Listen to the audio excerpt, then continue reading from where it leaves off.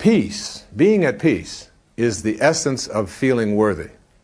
It's the essence of manifesting. It's the essence of enlightenment, being at peace. Any moment that you're at peace, you're in an enlightened state. And when people ask, is there a difference between people who are living at a higher level, self-actualizing people who are at peace, and the rest of us who are not at peace, say, no, we all have peaceful thoughts, and so do enlightened people. They have peaceful thoughts. The only difference is that they have nothing else. That's all they have.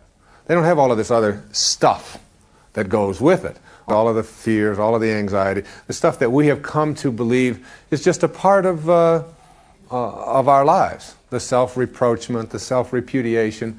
We have a tendency to think that this is normal. It's only normal. So along come people in your life who know how to push certain buttons. Okay? These people can come in many forms. They can come as in-laws. They can often come, almost always they come as a spouse.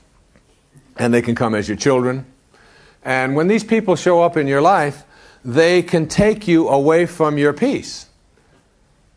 Almost all of us have somebody in our life that we can never get rid of. You know, it's like Kevin Costner talked about in that Waterworld movie of his. You know, they're like a turd that won't flush, you know. You keep flushing, you look at still there. If that's a good image or not, but I always liked that image, you know. You keep trying and trying, they're back again, right? So we have these people in our lives. And these people show up and they say something in a certain way, and it doesn't make any difference if somebody else said it, we would just ignore it. All right? But they come along and they say this thing, and boom, off you go. And you're frantic, and you're mad, and you're angry, you're upset, you're worked up, you're feeling unworthy. What they're teaching you at any given moment in your life is you haven't mastered yourself at this moment. You're not in charge of yourself. Those people who can push your buttons and send you into a frenzy, or into an angry space, or into a space of self-repudiation, are people who are divine masters disguised as manipulative, crass, unconcerned people. And rather than being mad at them and being upset with them and saying that they shouldn't be this way, your task ought to be to turn to them and bow and say, I honor you as my teacher. Now that's a hard thing for us to get to, but don't you all have people in your life who are just like that? And you know you're stuck with them. These are people who are not on your path. You know they're not on your path. They're not even on an entrance ramp to your path. They're in a different place. They're from a different planet. But nevertheless, they're there with you. And you're sharing the journey with them. And it's very interesting. I mean, I have 8 children. And my children are the ones that are very good at knowing how to push these buttons. I have one daughter particularly, her name is Serena, that can really do this very well. She's real good at it. She's always giving me advice almost every day on how to be a better parent.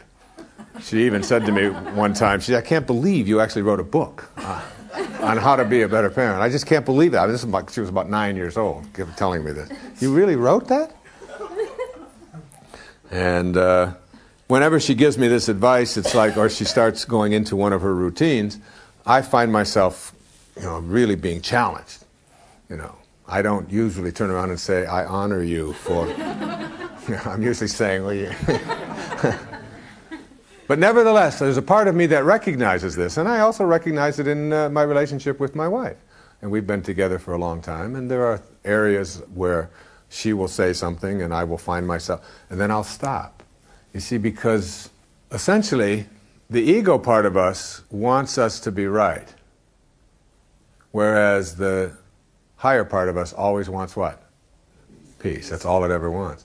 So it's like you have to really learn, if you're going to feel worthy of having something show up in your life, how to be peaceful. And the way to be peaceful in your life is to, in all of your relationships, when you have a choice to be right or to be kind, to just pick kind, to just choose to be kind at any given moment in your life. You are honoring that higher part of you. You feel peaceful, and you've let go of the ego need, which says, wait a minute, you're important. And you have to prove that this other person shouldn't have done that, and all of that kind of stuff. But Serena, yeah, I remember her telling me, she's great. She would tell me, giving me advice on how to be a parent. And one day I just had it with her.